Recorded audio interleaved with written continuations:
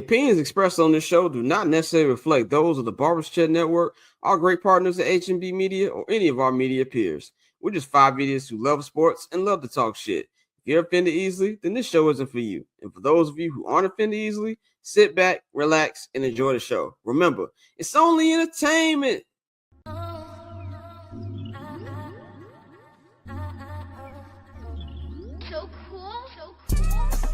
Triple double hat trick, I know the code too. Ice trade, go for trade, yeah we cold too. Getting paper on these player haters, old news. Money on the other line, so I'm not gonna hold you. Money on the other line, so I'm not gonna hold you. Money on the other line, so I'm not gonna hold you. Money on the other line, so I'm not gonna hold you. Money on the other line, so I'm not gonna hold. My agent just said we made 100 flat. Make it back and make it stack this like I'm Steven Jack. Put my rings up in the camera like I needed that. Up in the air and at the rim is where I meet them at.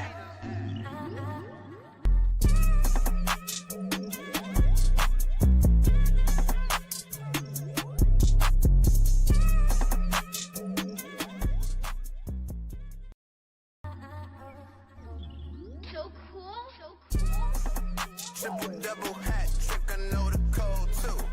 Ice trade, go for trade, yeah we cold too. Getting paper on these player haters, old news. Money on the other line, so I'm not gonna hold you. Money on the other line, so I'm not gonna hold you. Money on the other line, so I'm not gonna hold you. Money on the other line, so I'm not gonna.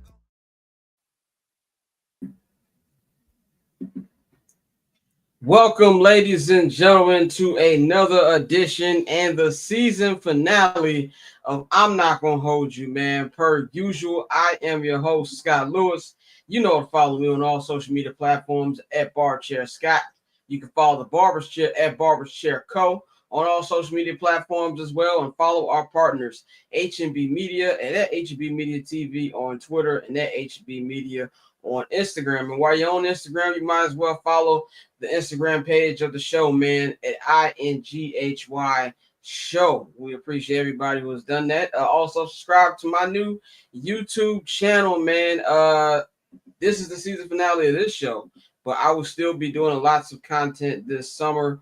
So make sure you subscribe if you are watching this, on your phone or wherever. There's a link in the description box that take you right to my YouTube page. If you watch this on TV or whatever, take your phone up to the QR code, scan it, and it will take you there, man. We've got a lot of great content coming this summer, not just this summer, but from here on out, we will be doing that as well, man. So subscribe, leave a comment, turn your notifications on, all that good stuff. And also subscribe to the Barbershop Patreon. Patreon.com/Barbershop Network. Click the link or scan the QR code, and you can get a 25% off your first order at the Barbershop Network shop. That is the bcnetshop.com, as you can see on the screen. I am putting on two jobs today because I am also producing this today as well, man. But yeah, we got a great packed show for y'all today.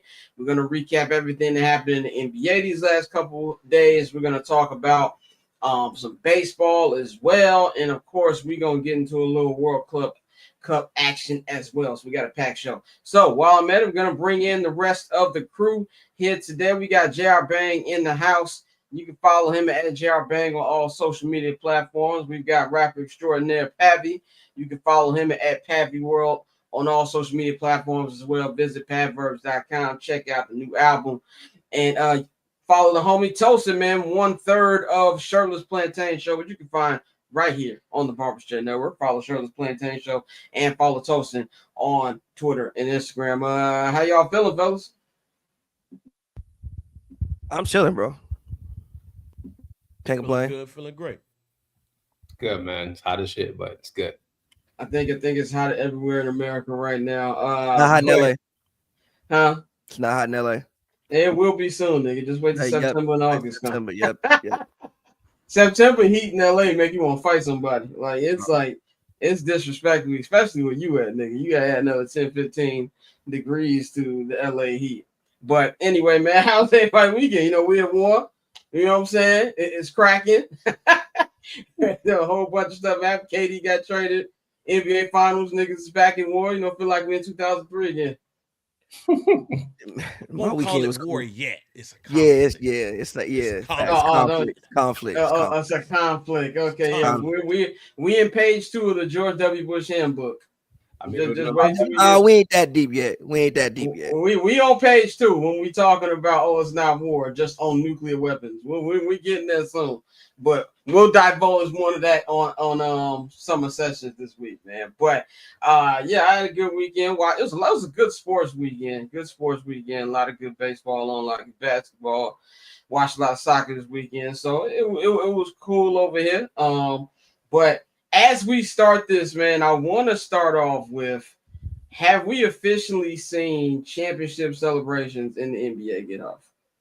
Because I don't know if it was because everybody still was kind of feeling weird with the Tyrese Halliburton injury or whatever, or something like that. But it just felt like they really weren't, celebrating like that. Like, I even read the article from The Athletic where they said it was the most tame championship celebration they've seen in a while. Some people left the locker room after. I didn't really see that many people with goggles on. We didn't have those interviews where the people were inside the locker room, everybody getting wet paws. We didn't see none of that. And last year, I not to say the Celtics thing wasn't calm. Well, I think theirs was a celebration. They flew to Miami after the game. Who? The Celtics. I'm not talking about what happens after in the stadium. Okay. I'm pretty sure the OKC is going somewhere too. I'm talking about what happened in the stadium. And even when they won, it just didn't. Huh? Them niggas like 12. Them niggas could barely open the goddamn. You know what's funny? Hey, what's funny? Hey, Ben, that's a good point because Jalen Williams had his first beer yesterday. Both Williams. Yeah, like they had their first drink. First. Their first. No, Yeah, I right, genuinely first. believe it. No, I genuinely believe him. Yeah. I mean, number one, apparently, even if you look at like Gen Z stats on alcohol, it's gone way down from like us. So I genuinely they didn't even know how to pop the bottles of champagne. They literally didn't know how to get them open. Yeah, they just do drugs. Literally, that and the fact of usually when people win, it's like we had these images of people falling out and crying because Mike, you was getting beat by the Pistons every year, and you finally got there and you won. Even Giannis, you was losing every year. KG, you couldn't get out the first round. Bro, half the team been in the league 2 years. They don't know pain. There was no You're even bringing up very valid points. They don't even Shea. What disappointment? I mean, last year they lost to Dallas, but was that really pain? They don't there was no nobody ever really doubted them, and they came through. Jalen Woods been in the league 3 years, Carson Wallace 2 years, Chet 3 years, really 2 because he missed his first year. So nobody, even the coach, he 40. Nobody on the squad really knows pain. They kind of won. Most teams we see win, it's they really had to wait their turn for real. They didn't have to wait for nothing. It was just their turn. They had to wait 1 year, but Pavy, that's right. If you look, did they even really have to wait 1 year? Genuinely, yeah, last year. I feel you, but one seed last year. I feel you, but if you look at the jump, they was a play-in team the year before, then they were the number 1 seed, then you're the champions. That's not really very true. You bring up a good point that I didn't think about, because if you look at past champions, last year Celtics team was slandered to hell for a long time. And the only problem I had last year was Jason Tatum's corny speech. We took every popular speech in NBA history and made it into one. It's not in any of the. You can tell who had great speeches when you watch the NBA Finals monologue. That shit was not in there. You ever seen the movie Distinguished Gentleman with Eddie Murphy in it? I haven't seen that one, but I'm pretty sure one of his 80s joints. Oh, it's a 90s joint. That's probably why I didn't see it. And Eddie Murphy after Boomerang. It's one of his underrated joints, because everything you see in politics is literally what's going on. But what he did, and I remember when Jason Tatum did it, he basically did what Eddie Murphy did, what you said up in Distinguished Gentleman. He took every great political speech and put it in there. Read my lips. All that shit. 7 years ago, all of that. But He was shameless though. He took Steph that was only 2 years old. What they gonna say now? It was only 24 months old. You're shameless, but they bro. all like. I don't want to be this guy talking about how cool. No, but niggas is lame though. I ain't gonna lie to him. But you got a whole bunch of L7s who won the NBA championship. Like, do you think we would have been seeing? Do you think if Anthony Edwards and the Minnesota Timberwolves would have been demure? We would have seen something that went down and niggered them. If the Timberwolves would have won. You think he would have been demure if he would have won the NBA championship? No. He'd been a world star, neighborhood talk, shave room. He had 2 more baby mamas that night. His baby mama is in Italy right now with a fitted and a sundress. They ain't got no sense, okay? He got a goddamn cent in his head. We saw what we were going to see when SGA won MVP. They were all in the room, and everybody was barely like, yeah. They were just like, yeah, man, he won. And it's nothing against SGA. They like each other. But you got a whole bunch of just relaxed black dudes on the team for the first time in history. It was not going to be but they don't know how to pop bottles. Alex Caruso had to show them how to do that. Some of them had their first drink. Also, thank you to Alex Caruso for confirming everything I said about the bubble. He said No, he got that because the GM texted him in the morning. I'm pretty sure that. I'm glad he finally said what I've all been saying. He finally got his first ring. Well, go ahead. Teammates was mad. That's what that was. The teammates was like, "Fam, you on bullshit." Yeah, but Bang, to your point, and I hate to sound like the old uncle, like get off my lawn, but that's the most Gen Z team ever. Like the Thunder, like they're the quintessential Gen Z team. Like I saw Shea put on his sneakers on his thing. I was like, this nigga just doing shit for TikTok. Like you just doing shit. Aura farming.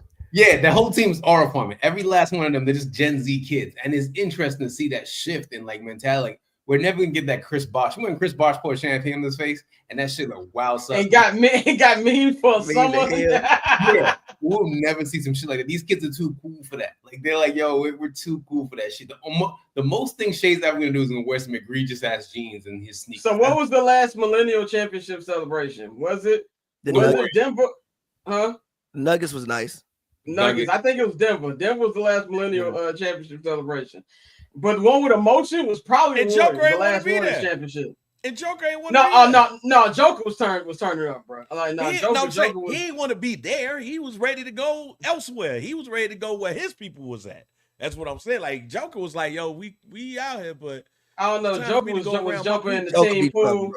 Joker was jumping in the team pool with the bottle.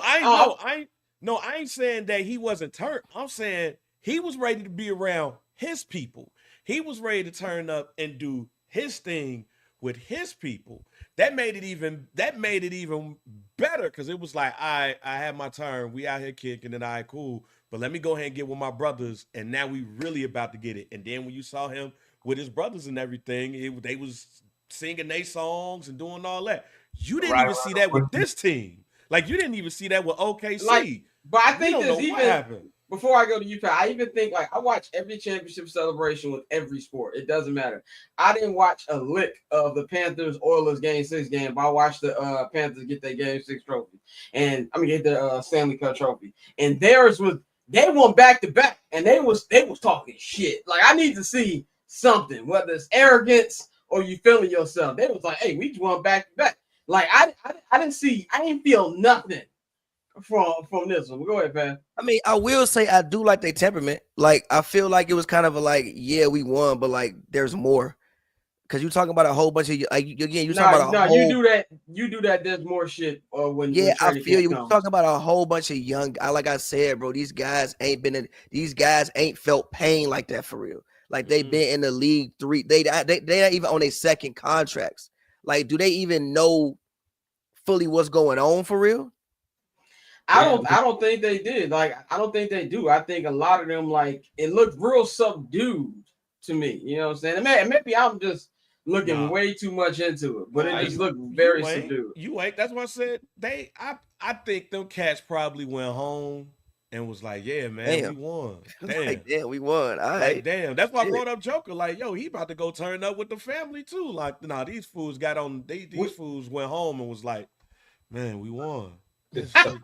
Fridays in Nah. Oklahoma City was popping yesterday though. And then that's another thing too. The police wasn't letting people party, and then somebody said, "Oh, there was a shooting." I'm like, "Nigga, that's called shooting happens all the time." Championship celebration. Anywhere I thought that was rite of passage for a championship celebration, and niggas letting guns off. Nobody broke in a video store and grabbed videos like in 1991. There has never been. Broke in I think the only championship, and this is no disrespect to that sport, there was the only championship that I can remember in Chicago where I didn't hear about anything like getting disrupted was when the Sky won. But outside of that, niggas will find a reason. They are still gonna be Oklahoma outside. City, bro.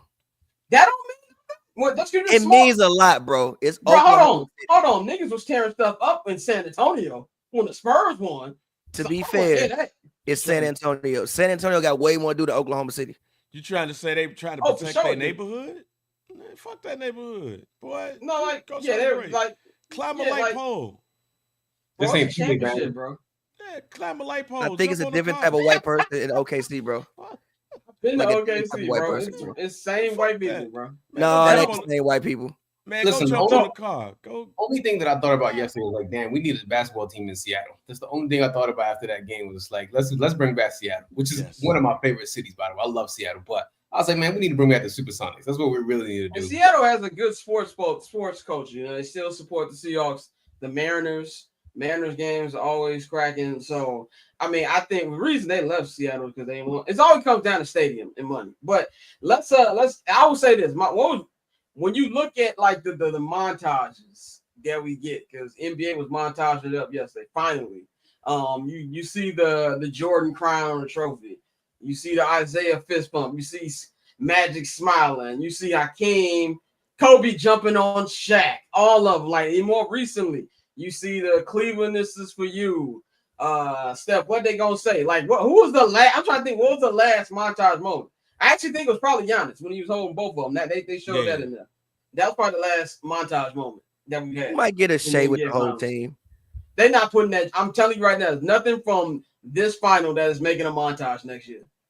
You're not feeling the aura farming at all? No.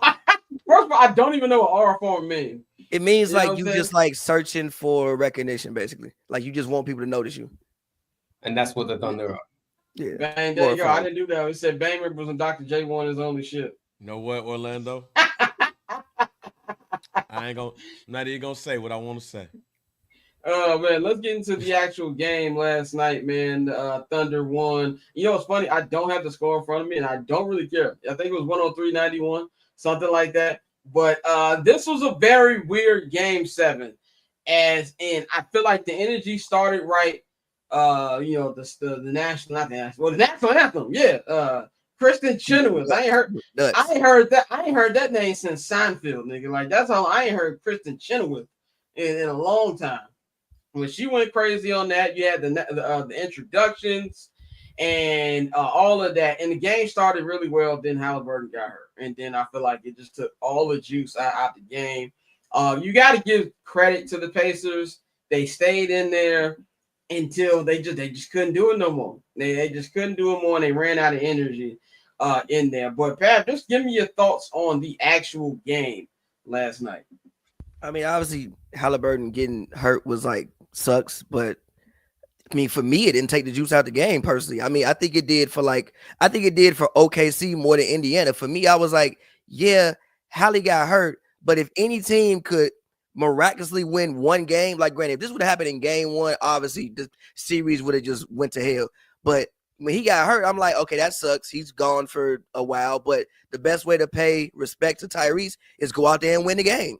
And when I'm watching the game, I'm like, yo, OKC, you not like I'm watching the game and I'm like, yo, outside of Shea in the first half was doing what Shea do.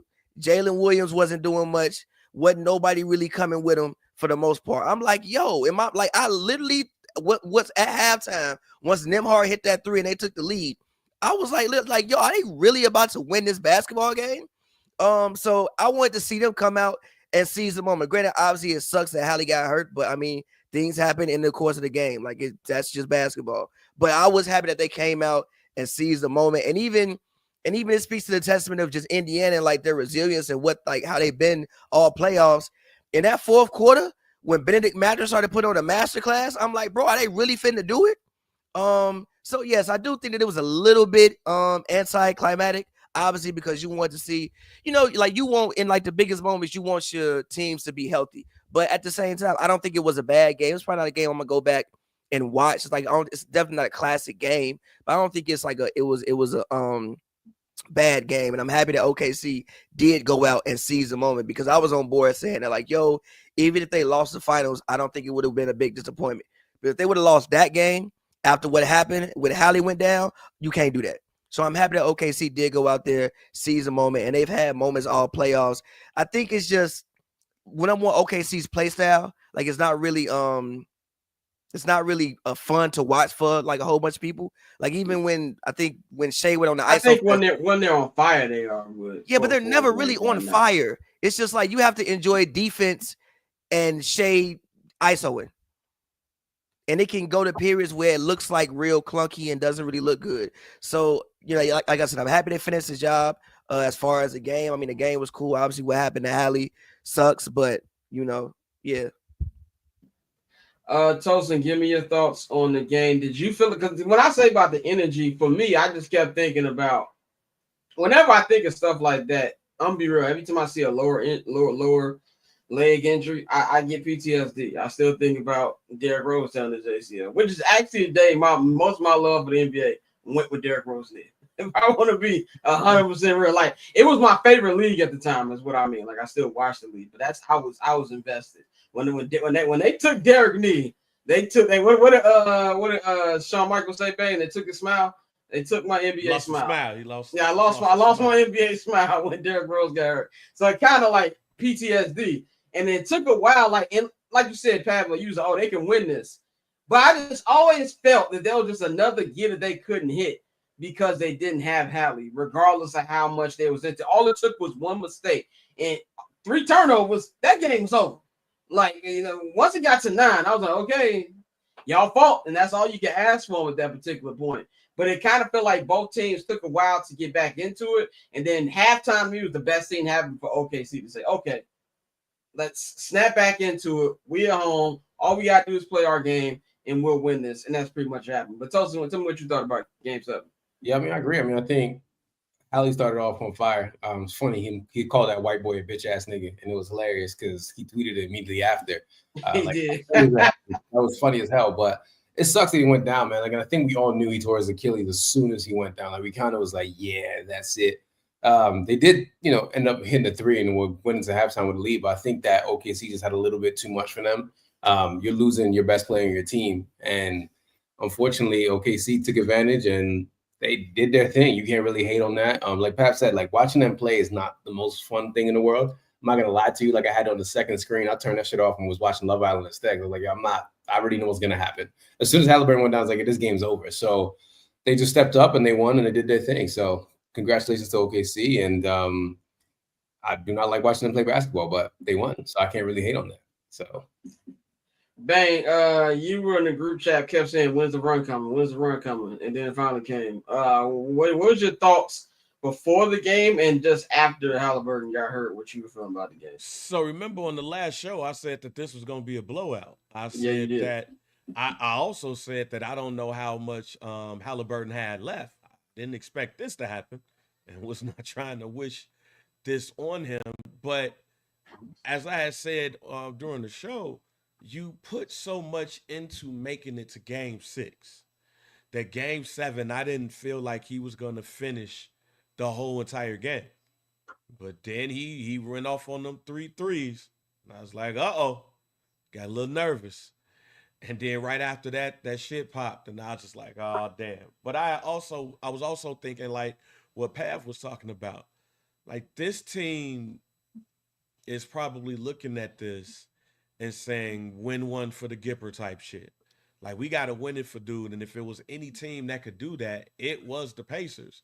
And it seemed like both teams were shell shocked, but it seemed that the Thunder was more shell shocked than the Pacers at one point. I think they also was like, you put so much effort in trying to stop him. Now he ain't there. What we gonna do? And they young.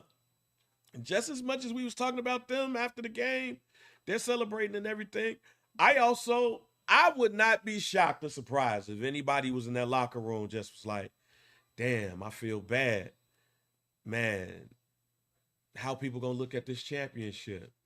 Like, man, should we whoop their ass? Like, how should we play this? I really think that also went into it because it took them a while. It took Alex them Caruso was like, not again. Yeah, it took them the third quarter to be like, all right, we got to put the foots on their necks and shit. They played from the minute Hali got hurt to the end of the second quarter, timid.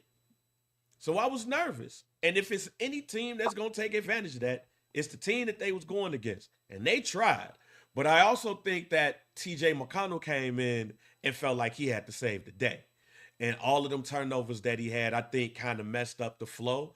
If TJ McConnell would have came, I'll even go on record of saying this. If TJ McConnell would have came up in there cool and calm, they probably win that game. Because even when he was OC, he was killing their ass. But he was just too OC. So I think that the third quarter came, they got their bearings back. Maybe Alex Caruso was like, yo, smack out of that shit. Like, get your ass out of that shit. Feel bad for him after the game. Yeah, feel bad after the game. Feel bad for him after the game. We got to win right now, bro. We got to win. Yeah. Every time a player goes down against my favorite team, if I'm a fan, I'm posting that Drake gif of when he reacted at KD, when KD took the game. I'm like, oh, man, we still got to win this game, motherfucker. But let's talk about SGA. Shai Gilgeous-Alexander had a phenomenal season, man, an all-time season. He has become only the fourth player in NBA history to be league MVP, finals MVP, and win a scoring title all in one time. The first person was Kareem Abdul-Jabbar. Michael Jeffrey Jordan did it 4 times. And Shaq was the last one to do it in 2000, 25 years ago. And now Shai has been doing it this year. He's also has the highest points per game total of anyone from regular season all the way through the finals, and that was 32.7. He beats Michael Jordan by just a super small point. Michael Jordan was 32.6 in 92-93.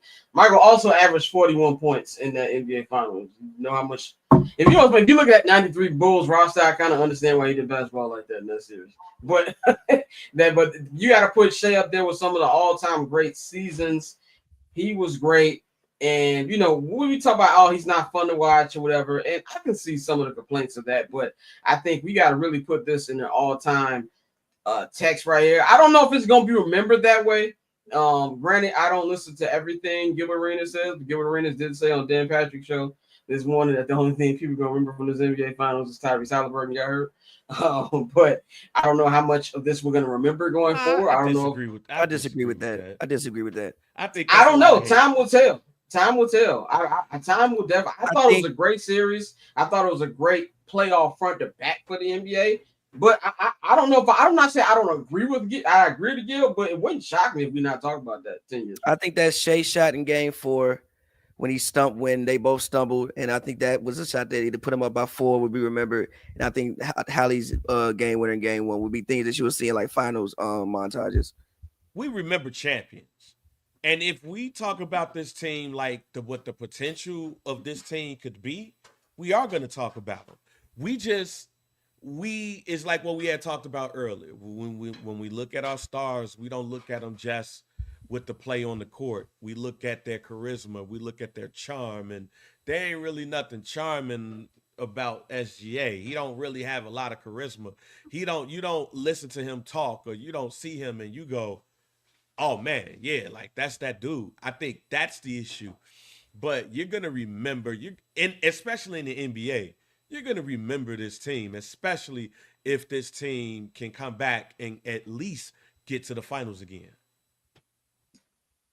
Well, I think that what you just said, how many they win, is going to determine that. If this is just a one-off, I'm not too sure. And the reason I say that, like even you said, the Halliburton shot, yeah, that they lost the damn series. That like if the Halliburton shot might go up there with the not to compare the two for people who want to shoot me.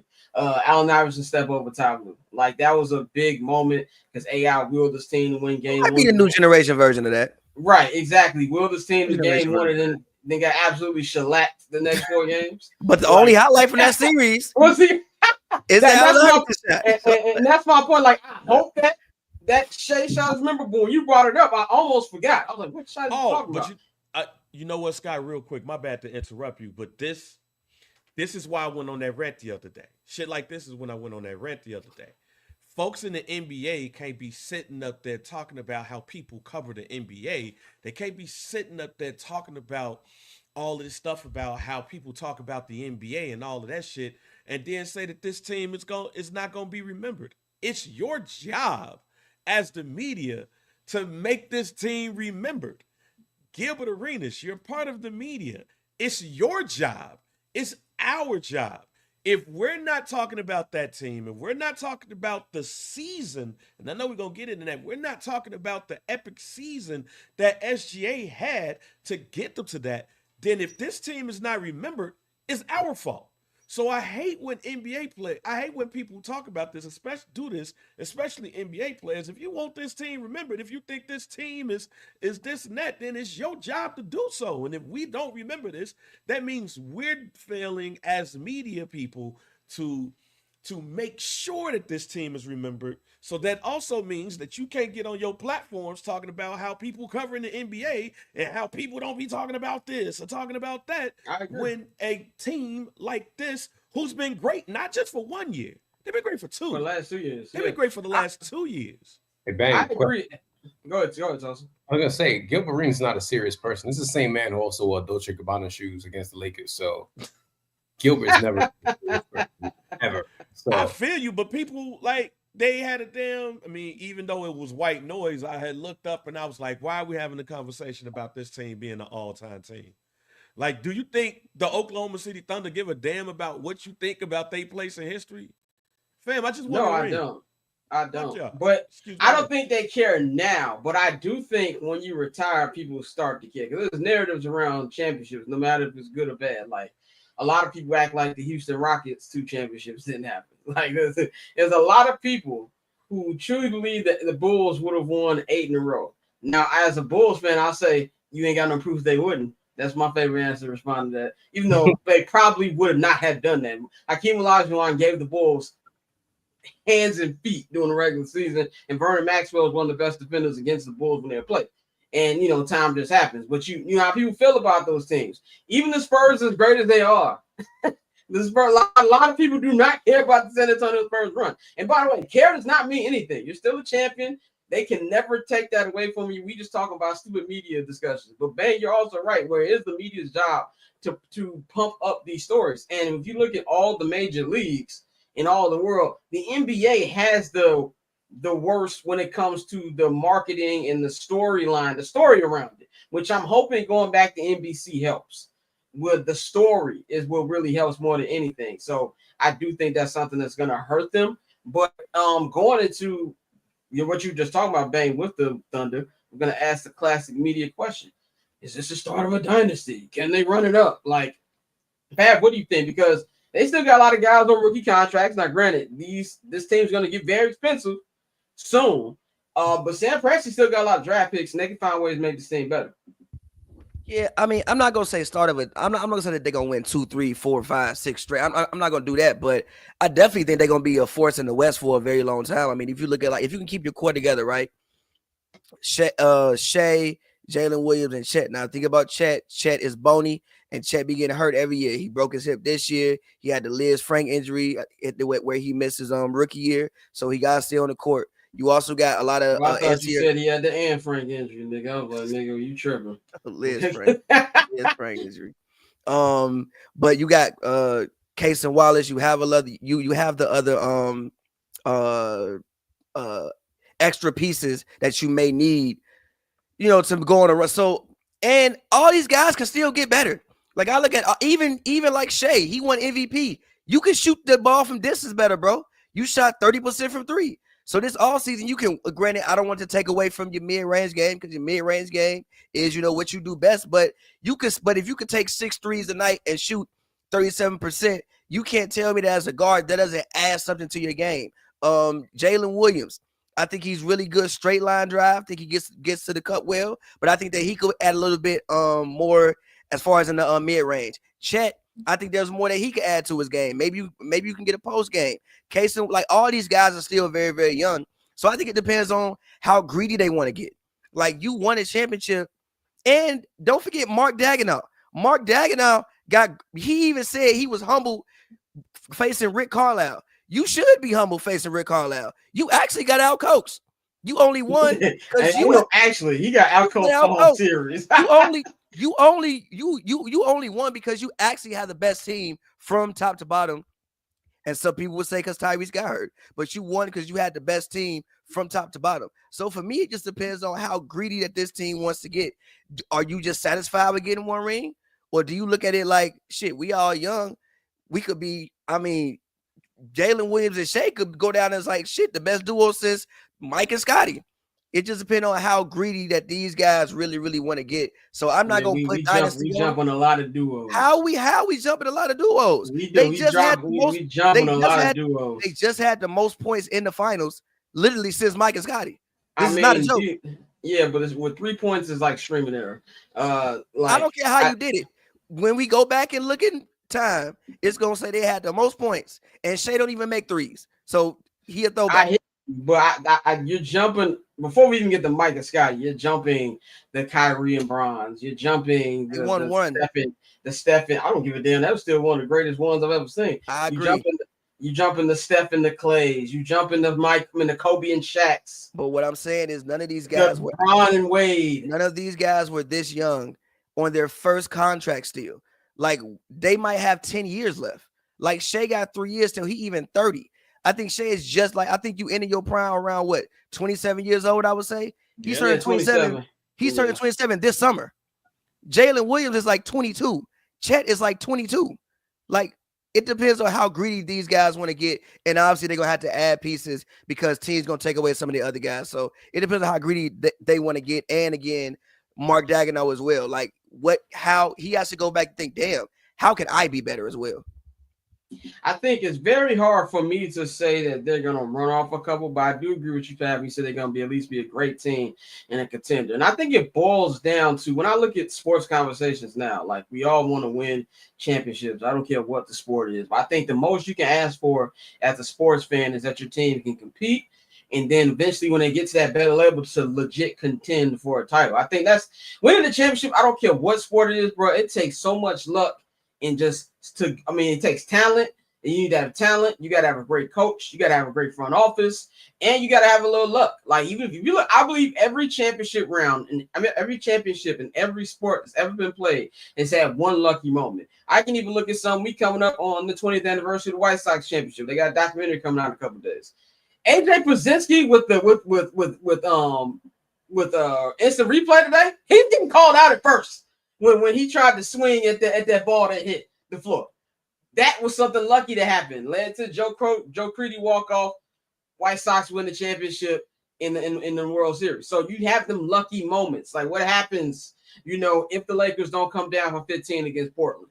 You know what I'm saying? What happens if Detroit doesn't come back in 3-2 against New Jersey in 2004? There's so many of these fluky moments happening in these sports that as a sports fan, all you need to ask is for them to compete. And I think that the Thunder are at least going to compete and be legit contenders, which is going to be great. And they got a great general manager, president, and Sam Presti. And I was glad he got his shit off yesterday because this young team might not have called slander. But niggas was giving Sam Presti the same slander they was giving Brad Stevens and Danny Ainge. Oh, nigga, all them draft picks. You don't want to let go of them draft picks. And I felt like he was going to do a Pop Pitch Be Rolling speech, but I feel like he kind of held himself in a little bit. But what I like about Sam Presti, he gives me not White Sox, but baseball and like a soccer GM type vibe as we're going to try to at least bring in young talent. We might not go out there and sign the biggest free agent, but I'm gonna make sure our pool of young talent is gonna be on top, and I think that's gonna be something that's gonna keep them in there. But today's NBA, everybody kept asking for parity. We got parity now. This is the 7th straight different champion. I know Pavy used to talk about the 70s. This is more different than the 70s. 7 straight new champions. At least the Knicks I don't know won when's it. twice. Right, exactly. I don't know when's gonna be the next repeat, and we definitely not seeing a three-peat. Like, it's been 23 years since the three-peat. We not seeing the Warriors got close, and everybody died.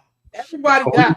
You know you got to blame for that? CJ McCollum and the new CBA. So 100%. 100%. Go ahead, man. See, I agree with Pavy, but I'll go even further to say that if you feel like you ain't got no dogs on your team, you got all of these assets, you make a trade and you go get them.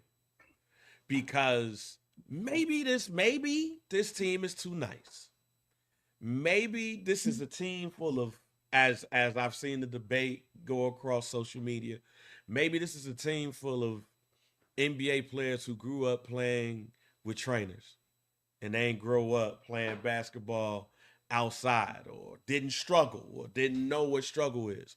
Because this is something that we also got to think about too, and what we had said earlier, a lot of these players don't know struggle. So if you don't really know struggle like that, then you win a title.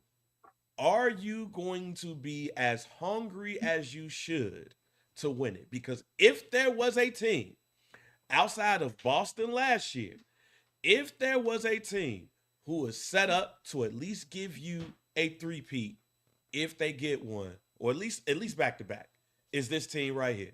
Because you ain't got to pay nobody until next year, really. But if you feel like with all of the assets that you have, and you feel like there's a player or two that is nice, but you can go offer to get a Giannis and go bring him and bring that dog mentality, bring that, hey, I know we won one, but we got to win another one. You do that. You do not rest on your laurels. That's the only thing I'm concerned about this Oklahoma City Thunder. Are they going to be hungry enough when that season come around to really dominate? They've dominated for the most part last year. They didn't make it to the Western Conference Finals, though. They won the title after winning 68 games this year. They didn't necessarily dominate, though. So people got questions. Now you got to come in after winning the ring, and we know how hard it is to win back-to-back, and you got to come in and be demure, or you going to come out here and be too nice. And we saw them barely want to put their neck on the Pacers after Tyrese got hurt. They might have to make a move to ensure that they're at the top, because the West going to be tough, and the West got tougher yesterday. By the way, that's Bang's second demure drop today. Just wanted to. Yeah, because they all nice. They all demure. They all, hey, we won. Hi. They're very cutesy. It's just all it's like, hey, we won. Hey, SGA got the look go. SGA is the first player in NBA history that got an accessory after winning the game, and we didn't give a shit. Like, remember when Michael Johnson won the gold? He put them shoes on. I'm about to win the gold medal. You got, like, he had them joints around his neck, and I was just like, shoes that ain't even out yet. I don't think. Like, I don't think they even dropped. What we doing? Like, Tyrese Halliburton hit that game winning shot, came in, put that goddamn Puma on the table. Boom. Yeah. There we go. Let's get it. Ain't no nice. Niggas is too busy selling product. I just want to say this. I tweeted last night. I wish that Shea was a Nike athlete, because that commercial would have been hard. Like, well, Converse is incredible. Converse is owned by Nike. I'm like, shut up, nigga. Shut up, Roman Roy. I don't care. Like, it you know ain't what the I same mean? marketing team. Yeah. When he said, when they asked him, how do you stay consistent? And he said, my whole life is consistent on a Nike commercial. Oh my God. Nike would have had that billboard all over Oklahoma. My whole life is consistent. It's hard. You might that'd have been, you would have saw little SGA hooping in the commercial, and then you'd have saw the swoosh. Like, come on, man. Converse can't give that energy. But Tosin, let me know what you think about this Thunder window and how long it can stay open in this new era of the NBA. I mean, the sky's the limit for them, right? They're young. Sam Presti's smart. They got a lot of draft picks still. But again, like we said, the West is about to become even more intense. Remember the Wire, and they were just like the game just got more fierce. That's all it is. This shit is gonna get more fierce. And KD going to the Rockets is crazy. So, we're gonna see how they're gonna react next year. I mean, it's a year by year league, and the way the league is going, I don't think you're gonna win next year because it's gonna be an 8th different NBA champion next year. So. Good luck to them. They do have the talent. They do have a bunch of really, really young players as well on good contracts. So we're going to see. But I just don't think next year is going to be their year. I think they did it this year, and next year is going to be just even harder because a lot of people coming back are coming for it in blood. So we're going to see. Yeah, definitely. Let's move on to talk about the other conference. That is the Eastern Conference. After a very brutal playoff for the Eastern Conference, he had 3 Achilles tears. Started round 1, Damian Lillard tore his Achilles against the Pacers. Round 2, Jason Tatum tore his Achilles against. And remember, the Pacers had multiple Achilles tendons tears on their team. Yep, they did. James Wiseman, first game of the season. Isaiah Jackson, and now Tyrese Haliburton. The third. Didn't even know James Wiseman was on the Pacers. Well, yeah, because he tore the Achilles the first game of the season, and they cut him. Well, that makes a lot of sense. And I definitely wasn't watching the Pacers on game 1 of the season. Scott, crazy thing. All the players that tore their Achilles in the NBA this playoffs all wear the same number 2. Yeah, I saw that. Keep your third eye open. And then we got Jason Tatum got hurt, and now Tyrese Haliburton last night, man. Me and Pavy were laughing at the Magic last week about all them picks. They look like some very smart niggas right now. I'll say that much about them. The East, man, I think to me we got to talk about the Pacers' future and the future of the East. You got to automatically take out next year. Tatum and Haliburton are not going to be playing. Like, at the earliest we going to see them niggas is 2026, 2027 season, which obviously ain't too far away, but in basketball years it is. And I just feel really bad for them because, okay, stop this, Orlando. Bulls might be a what? They're never going to be a 5th seed again in my entire lifetime. I just want to put that out there. They are going to be forever in the play-in hell. But they're never going to be a fit. I will never see this team actually host a playoff series without earning it through play-in ever again. But we're not here to rant about the Bulls. So what I was saying is the Eastern Conference, I think we're going to see a lot of movement this offseason from a lot of Eastern Conference teams making moves that we didn't expect them to move because it was already wide open this year, which didn't really feel that wide open to the playoffs coming. You saw, the Celtics bleed. But now it's going to be really, really wide open. Where I think you're going to see even teams who are hurt. I don't see the Celtics being quiet this year. I don't know a move they're going to make, but I don't see them being quiet. I don't see Indiana being quiet at all either. Indiana, for the first time, and I think in their history, they're in the apron. So they're going to spend money. They're going to double down. The first time since 2005. First time, okay, 20 years ago. This is, so now I feel like they got a taste of it because they know their best player is not going to be there anymore, that they're going to add on to it. So I think the whole landscape has been shifted. And if you're Orlando, you got to feel good if you can stay healthy. If you're the Knicks, you got to feel like we just need to figure out this coaching situation and just give ourselves another chance. And if you're Cleveland, I know there's been rumors about trading Darius Garland, but trade who you can to give yourself the best opportunities. I don't think it's going to get this good again in the Eastern Conference. Pat, what do you think about the future of not only the Pacers, but also the future of the Eastern Conference next year? I mean, the first thing I said when I saw Tyrese tear Achilles was, damn. And the second thing I said was, yeah, Giannis, you're not getting traded. Giannis, you're staying in the conference. And the second thing, you're staying in the conference. And the second thing I thought was, Miami didn't have foresight. But if Miami had foresight, I wonder if Kevin Durant will be on the Miami Heat right now. Because if you could put a KD on this Heat team with Patrick O'Reilly wasn't see now. And still thinks he's Italian. Literally. Yeah. I thoroughly enjoyed the Lebatard spending an hour and a half today explaining why Pat Riley needs to retire.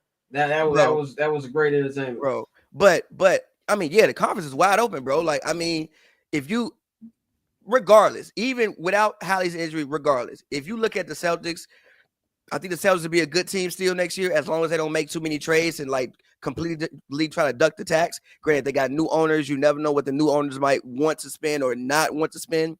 but Tatum is not going to be there, so they're not a championship level team. But they can still be a good team, definitely a top 5 team in the conference. I don't think they'll fall back to like 7th, 8th, but they've definitely come back to the pack more. And even regardless, if you look at how the Knicks played them last year, they definitely, like Scott, like you said, they bleed. They definitely bleed. Then you look, if I'm Detroit, if I'm the Pistons, why the hell can't I do what the Pacers did? I mean, we got a young star in And that's another thing too. They got to keep adding though. No, I mean facts. I mean, like, but even still, we got a young star, Cade Cunningham, who performed in the playoffs. Who I think Cade Cunningham has first team All NBA MVP level talent.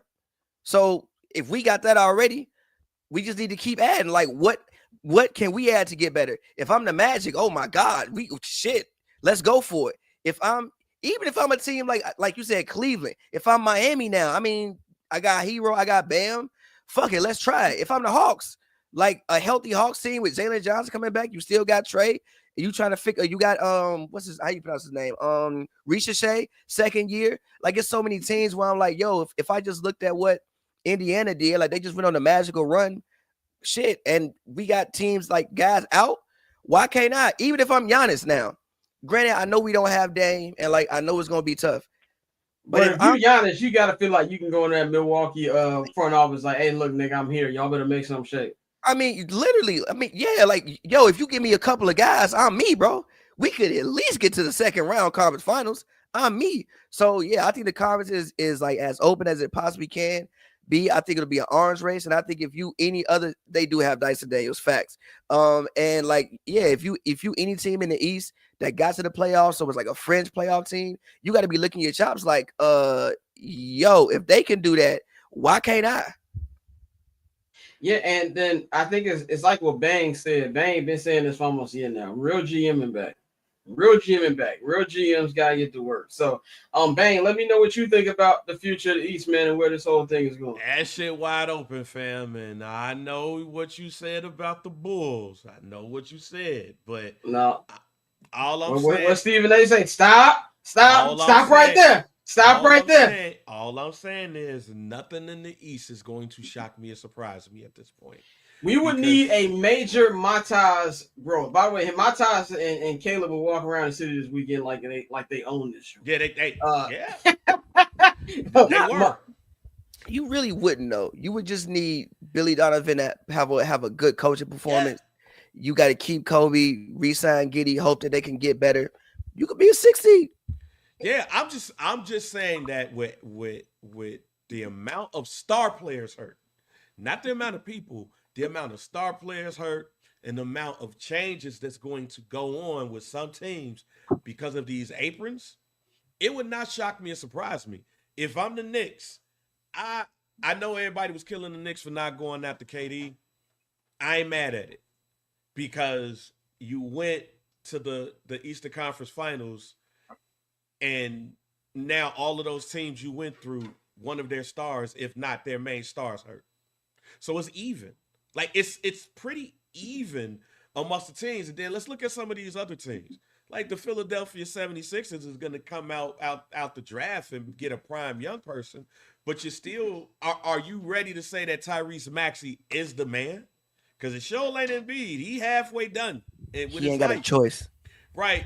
Hey, the Cleveland Cavaliers. Like, are we comfortable in saying that the Cleveland Cavaliers are ready? Because they seem like the Atlanta Hawks teams back in the day that end up being the number 1 seed, but then they get in the playoffs and they huff. Like, when you look at the East from 1 to 10 and knowing at the top, damn near everybody hurt, that matters. I think it makes for a very fun and interesting East next year. And as you said, I've been saying, it's real GM hours. It's real coaching hours too. Next year is going to be the year where you see real coaching like we used to see, real putting people in place, and real GMing. What moves are teams going to make to keep them at the top? What moves are them bottom teams are going to make to help them ascend? The East is going to be fun. The West, and East, I'm like this shit. I think that too. I'm one of the few people who are Bulls fan who don't hate Billy Donovan. I think Billy Donovan is a fine coach, and I do think Billy Donovan can do that. But it would require AK to put down his Portillo's order and actually be a fucking general manager.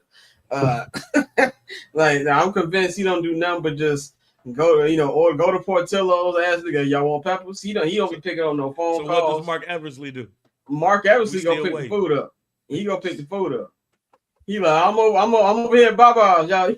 Y'all want a mystic? Like that's what Mark Eversley be doing. He don't be doing no trades. So it would require for them to do their job to do that. But Tosin, take us on this topic. What's your feelings on the East in 2025, 2026? Like Bang said, it's gonna be fun because we don't know who the hell is gonna do anything. Definitely think Giannis is staying now. They're gonna try and get Giannis some help, but it's gonna be exciting because they have a formula now where you need to get a team that's really deep and like has a lot of rotation options. So GMs have that playbook in a sense from the Pacers and the Thunder. So it's now, how do I level up and get to the top of this conference? And like Pav said, the Magic are smart for getting Desmond Bane already. It was a lot of capital, but now look at the Magic. They feel smarter for that now that Halliburton's out and Jason Tatum. So it's a lot of opportunity for people to move up. And one of my homies is a Wizards fan. He was getting excited. I said, don't get excited. The Wizards still won't be asked next year. So leave that alone. It said, boy went to the Vlade Divac School of GM. Yeah, I don't look. You want a great job in job security, work for the Chicago Bulls. That will help you. Yeah, Bulls need more than a few minds to get this franchise back together. Let's talk about something that would not have been allowed in the NFL, and that is a blockbuster trade on the day of your championship game. Kevin Durant was traded to the Houston Rockets for Jalen Green, Dylan Brooks, 10th pick in this year's draft, and 5 second rounders. KD was at the Fanatics Fest in New York, which I think I need to go to. Looked like it was cool. I think I might have to see if I can get credentialed for that next year. But he found out there while being interviewed by a friend of the program, Taylor Rooks. And a lot of people say, he just found out there. No, that nigga knew. He was just high. You could just tell KD was high, enjoying his Sunday afternoon yesterday. But when I initially saw this, I had to Larry David. I was like, yeah. Like, first of all, I think it's a great trade for Houston as far as they didn't really give up much. And not that I expect them to give up more because of KD's age. Like, it's going to be kind of difficult for that. But I think that they kept their flexibility and things like that. So, to me, you're taking a team that was the second seed, and you're just replacing Jalen Green for Kevin Durant. I think that's it. And not to disrespect anything that Dylan Brooks brought to the team, but I think what he brings to the team can be replaced. But basically, I feel like you're swapping out Jalen Green for Kevin Durant. That's a good swap out. Now, I think for me to love the trade, I'm going to give them the rest of the summer and see what else they do with the team. This trade is not official yet. It's not official July 6th. I think there's going to be a lot more moving parts in this, even though Phoenix says they are keeping Jalen Green. They are planning to extend Devin Booker and try to either release or trade Bradley Beal, which is the worst contract in basketball. But for the Rockets, I want to see what else they can bring to it because KD is going to miss at least 25 games. I think you can just automatically take that off the top every season. Who's going to be a guy that you can help you at least on the scoring side to be his number 2. So I want to see what they're going to do and things like that. But for KD, I mean, you get to finish your career in Houston. No state tax. I mean, anybody who's been to Houston is Houston, even for a regular person. So I can only imagine being rich in Houston. I'm pretty sure that's a fun time. So I think for the Rockets, it's a great trade. I don't know how it's going to be NBA wise, but I think it was pretty good for them. Pat, tell me what you think about this trade. First off, KD might be happy because he get to hang out with Drake every day since Drake is a Houston resident now. So KD might actually be happy somewhere. But I think it's a dope trade for the Rockets. I mean, and I disagree with them having to add something. I think you got everything you need. You had a whole bunch of young guys who literally couldn't get on the court, and you freed them up, like Cam Whitmore, Tyrese. Reed Shepard was the 3rd pick in the draft and literally did not play. He gets to actually play backup point guard. You have Aaron Holiday there. I think you still got Jayshawn Tate there, and you also re-signed Steven Adams, who was big for them in moments in the playoffs this year.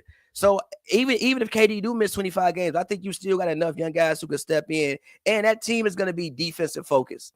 Ime is a good coach. They're going to be defensive focused. Granted, you did lose Dylan Brooks. You will lose, I guess, some of the attitude that Dylan Brooks brought to the team. But Amen is special. Like you still have Dylan Brooks ain't the level of defender that Amen Thompson is. Amen is special. And also Amen get to take some of the pressure off him scoring wise, right? Because in the playoffs, sometimes I don't know what Jalen Green was out there doing. Sometimes he was going to have to give you less than 10 points in certain games, which is what the fuck. So it gets to take some of the pressure off him. Take some of the pressure off Şengün. Şengün shouldn't be your number one scorer. Şengün should probably be giving you like 18, 12, and 7 or something like that. 18, 12, and 6 or something like that. So I think it's a great trade. This team is defensive focused. I think when you look at their starting five, you talking about FVV, Amen, KD, Jabari Smith, Şengün. That's tough. I don't think it's many teams in the league that got a better starting five than that. And then you go below that, you got Cam Whitmore, Tyrese, Reed Shepard, Steven Adams, Aaron Holiday. I think he'll still be there. That's going 10 deep. Like that team goes 10 deep, and that fits with what we've been talking about throughout this podcast. So I like to trade for Houston, and I also like to trade for Phoenix. Number one, the owners decided to trade all of their picks.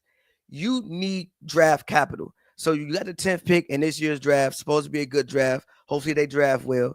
You have 5 second-round picks. Now, granted, they're just, second-round picks, but you can still use those picks to, like, if you identify somebody late in the first round, you could use one of those late first rounds to hop in, one of those second-round picks to hop in late first round and get you somebody that you want. And I think they still got the 28th pick in this year's draft. And as far as Jalen Green goes, look, maybe this can light a fire underneath him. And also, I like the idea of playing him with Devin Booker. And even if you want to, and even if that doesn't work out and you want to flip him, I'm fine with that. Like when you look around the league and you look around, okay, KD's trade destinations was the Spurs and the Heat. The Spurs, I think the trade was like Devin Vassell, Harrison Barnes, and the 14th pick.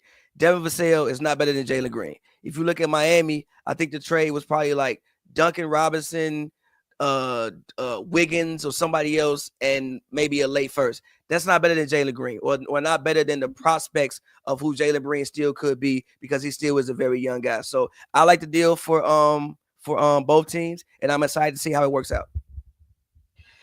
Tosin, tell me how you feel about this KD fit, and what's your view on how it could possibly work out, at least how the team is built right now. Like Beth said, they're a deep team now. I think KD just adds more to their offensive game. They're a crazy defensive team. Getting rid of Dylan Brooks was the biggest win, though, because that guy's a net negative. But it's neither here nor there. But KD takes him to another level, and he still got it. KD's, 37, 38 now, which is insane to think about that KD's that old. But, Ime is one of the best coaches in the league. They're going to be coached well. I just think that KD just adds a little bit more to that team that they needed. Like Pat said, once again, it takes the pressure off of Şengün, because we're watching him against the Warriors, and that man was struggling. He was not that good offensively, and they didn't have that much good offensive weapons. So KD brings something new to that team. So, yeah, it's exciting. And then for the Suns, Jalen Green's there now, I guess, and they still got to figure out a way to get rid of, Bradley Beal, which Godspeed. I don't know how you're going to do that, but yeah, there's also a video this weekend of Jalen Green and Drea. Like, if you didn't know the context of those two, you would have thought it was mom and son. Like, it was very weird, but neither here nor there. That's between those two. I don't know what happened to Bang. He disappears. I'm gonna move on. Phoenix Suns tickets, you're gonna get them half out. I'm pretty sure they have Del Tacos in Arizona. So if you do, I'm pretty sure there will be a partnership between them. Come see these bum ass niggas play. Great city, by the way. Arizona is Indiana with palm trees, bro. Like, man, I told you. It's Indiana.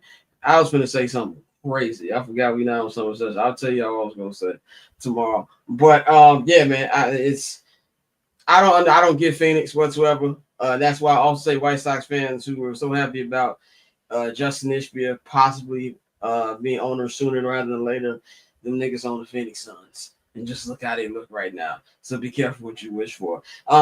So we're gonna go to the next topic, final topic of the NBA. As we wait, if Bane joins us, I don't know. Like you dealing with something. But bold off-season prediction. I just want to bunch y'all both to give me a bold off-season prediction. You ain't even got to explain it. Bold off-season prediction, and then we're gonna wrap this part of the show up. Pav, I will go to you first. Drew Holiday to the Clippers. Ooh, okay. Clippers for Derek White and Bogdanovich. Okay. Tosin, what's your bold NBA offseason prediction? The Warriors going to flip Jonathan Kuminga into something crazy that we are not expecting. I don't know how they're going to do it. They're going to flip him into something crazy. So I feel that that's going to happen. That is going to happen. They're definitely going to sign and trade him. My bold prediction is that Giannis will be playing with another superstar this year. I don't know if that's going to be on his team, but I believe Giannis is going to come out of this offseason with, I'm leaving here with something. You know what he's going to Houston. He still I don't even know how that would work. He still can. Like, that's the go crazy part about it. He can still go. That was the great part about the trade. I just don't know how him and KD mix. But I feel like KD is like a Swiss Army knife where he can play with anybody. Like, I don't really like. It will be weird to figure out how they can make it work, but I feel like they can make it work. So, yeah. I mean, I think we're just gonna wrap this part up. I don't know if Bank's coming back or not. But Pavy, we gotta thank you for being our NBA correspondent all season long. We know you're doing double time with this and also H&B Hoops and Brews. So let's make some noise for Pavy. We're gonna do like how they do it in the TV shows every year. When they bring the cast out, let's make some noise for Pavy. What I used to do, I saw the Fresh Prince review, and it was like, we're in the star of Independence Day. We doing that. We're gonna bring Pavy out. But Pav, thank you for joining us. Love, every bro, week that you've been on here every week. Anything you want to say to people before we wrap this show up for you for until next season? Yeah, man, it's been fun. Can't wait to come back next year. I think next year would be an even more fun year than what this year was. And and if you want to keep in contact with me and see anything I do at Pavy World or just check out Hoops and Brews, we'll be on there all summer. So yeah, man, appreciate you guys, and it was fun. Yes, sir, Pav. We will holler at you, brother. Think Bang is gone for the week, so we're gonna give Bang a little the roll call, even though he's not here. J.R. Bang. We're gonna do all that. It looks like he's dealing with the job thing. But anyway, me and Tosin gonna talk a little quick soccer for y'all. As we get ready, as we're about to into the round of 16 for the Club World Cup. I gotta say, I've been impressed. But I can't lie, I've been impressed. I'm not gonna hold you, man. I'm a fiend. I've been watching Gold Cup. I've watching U21 Euros. I've been watching U19 Euros. I've been watching the Club World Cup, and I realized it's like, yo, you have a sickness, an actual real life sickness, and I've enjoyed every single one. And I can't wait for the Women's Euros. It's coming up soon, so you ain't gonna judge me or shame me. I love the stupid sport. But yeah, the Club World Cup has been really good. It surprised me. Yeah, I watched like the opening weekend and it was real rough. And I was like, I don't know if I'm gonna watch this shit. But then I started watching the bigger clubs, obviously PSG. And I got as somebody who took multiple marketing classes, I get excited when I see great marketing. The marketing that PSG has done in the city of Los Angeles, A1. The PSG house, handing out merchandise on Venice Beach. They've been doing a whole bunch of great stuff. They had a great presence at Fanatics Fest. And I just really think the Club World Cup in general, their presence at Fanatics Fest, I think that FIFA did like some deal with the NFL where they've got NFL/kits, where like they got the NFL team on a soccer kit, which has been dope. And you saw all the athletes had that. Inter Milan had a big presence down there. They had Tom Brady taking pictures with the kits, which I didn't know that Tom Brady owned Birmingham City until I watched this season of Welcome to Wrexham. So he's been doing his thing with that. But I think that outside of the obvious money grab thing, just want to put that out there. The obvious money grab thing, I think it's been some great football, great soccer. I've enjoyed it. And I said you a fiend. I told everybody this like a month and a half after me watching. This is gonna be my second favorite sport in the year. And I'm even more convinced of that. I'm tuned into all the leagues. I'm just not watching Prem. I watched the Serie A season review on YouTube the other day. Like I'm fully locked in. So I'm really excited to see what it's gonna be like this weekend with the round of 16. PSG just won today, so they're gonna be advancing. Man City has advanced. Flamengo is shout out to they're not they did not qualify. It was Atletico. Yeah, got eliminated today. Yeah. Shout out to Jorginho what he's doing with his team, man. So just tell me, like, what you've been thinking about. Like, I know the crowds got a lot of shit at the beginning, but I was like, yo, this is America, bro. Like, niggas is not coming out at 1 p.m. on a Tuesday. But I feel like since then it's been better. The South American crowds have been busting. Just tell me what you've been thinking about this tournament so far. Your last point is my biggest point. The South American teams, even the South African team, Sundowns, and the North African team, the South American African teams have really made this tournament what it is. You realize how insane the fan bases are from Boca Juniors to Fluminense to Botafogo. Like, they're insane. Like, they travel with their team. And I last week went to go see Zico. Zico is one of the best players to ever play, Fluminense legend. And he was talking about the team, spoke in Portuguese and had a translator. But basically what you realize is that these guys travel deep. They don't give a damn. Like, if their team's somewhere, they're going there. They could be in the middle of, Nigeria, they'd be out there. They'd be in the middle of Asia, they're out there. They're here in the tournament. It's hot as hell, but Boca Juniors been turned up in Miami at the beach. They've been doing the thing the fans have. So it's beautiful, man. You get to realize that football is not just a European game. It's truly a global game where when we mean the Club World Cup, it means the whole entire continent, like, are tuning in, and it's beautiful to see. And I do feel for the European players, man, because they're exhausted. You can see it in the way that they're playing. Like, I was watching. Legs are mesh, bro. Listen, I understand people saying, like, the other teams, like, Fluminense, they play like 72 games. They play a lot. I understand that. But it's like, yo, traveling from Europe to America, like, these guys would travel so much. Like, South America is not that far from North America. Like, it is, but it's not that far. But coming from Europe, like, these guys, some of these guys, like Arda Güler, who plays for Real Madrid, right? As soon as the season was over, he was in America for a preseason tournament, flew back to Madrid, went back to USA. And I'm like, yo, this is a lot of mileage on the body, bro. Like, they make a lot of money, but it's not, you can't do this. But outside of that, like, the complaints, like, all of that, the football has picked up. The players are turning up. And I think the world is starting to realize, America, we are a Gucci belt, just a broken Gucci belt from holding everything up, because our infrastructure, like the heat, boy, y'all welcome to American summers, man. Like, I said this before. I've trained in heat in America, and like, my brother went to school in North Carolina. I'm telling you right now, y'all don't know shit. Like, American heat, playing soccer in the summertime in America. And that's what I was just saying. I know Jude Bellingham was talking about, man, the pitches ain't good. I'm like, two things. He said it's hot. Like, two things. One, you're in South Carolina. Okay, there's nothing like There's nothing like that down south heat. Number one, that's that you want to fight somebody heat. Number two, welcome to NFL fields, nigga. They're terrible. Yeah. They're terrible. Like, MetLife, if you're a player on MetLife, MetLife is like the Grim Reaper. Like, they take ACLs like it's nothing. You know what I'm saying? So they're definitely going through a lot too. And a lot of them teams report like in a week or two. Like, I was just saying, Arsenal reports they camp next week. Now, I'm very happy we're not in this tournament, by the way. We had way too many injuries this year. I'm glad that they are going to weddings and stuff like that. But yeah. Yeah, man. I mean, I'm happy that United players are going to, doing whatever they want to do, because, boy, it's this has been grueling, man. For me as a fan, like, I love this sport, but flipping between watching U.S. men's national team in Mexico to Gold Cup and watching this, I'm just like, yo, you might have an actual addiction. You might go see the lady, because this is way too much football for one person to keep up with in the summertime at that. But it's the tournament. I'm excited to see what it looks like in 4 years. I think that this is a good test run to see what it looks like. They can obviously restructure some stuff, but hey, man, I wrote about it. I said I wasn't a big fan of it, but hey, listen, man, Infantino, you got me, okay? Yeah, and he's definitely got me. And I think this weekend we're really gonna see what's like. The intensity is gonna turn up. Even the teams that are tired, big money's on the line, and you still want to get that trophy. If you're PSG, you want to win everything. You want to look like, yo, I want to win the Champions of Europe, and we want to be the best club in the world as well. So I really think you're gonna see that turned up. There's no two-leggers. There's no time. Like, this is extra time and penalties to decide this. I think it's really gonna turn up as well. One more thing for me, Fluminense has been probably my favorite team to watch them in Botafogo, but Fluminense, because Felipe Luis is a player that most people have seen play before. He recently was with Atletico Madrid. And you got Jorginho there. So you got faces that you're familiar with.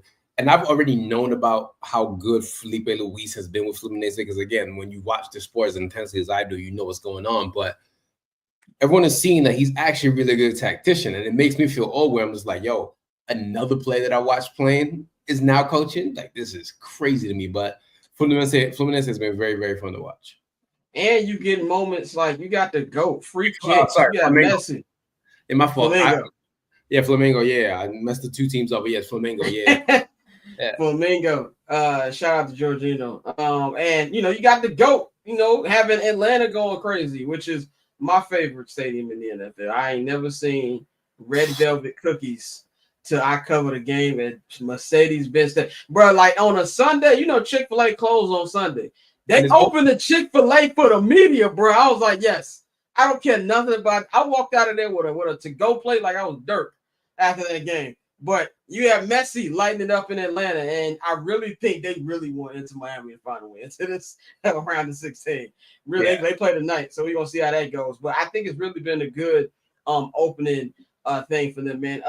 One quick thing we get you. I know y'all doing Shirtless Plantain show today, but for those of us who experienced in their first transfer window, it really feels like this week is starting to pick up. Like I'm starting to see more legit news coming. If it's not the big four for Arsenal, I'm not playing attention. But you're starting to see, player names are coming out and things like that because the 30th is the last of the 2024-2025 financial year. So, we're seeing a lot of teams who are, we have a staring contest going on between Arsenal and RB Leipzig. It's a $10 million beef right now, is what we're hearing.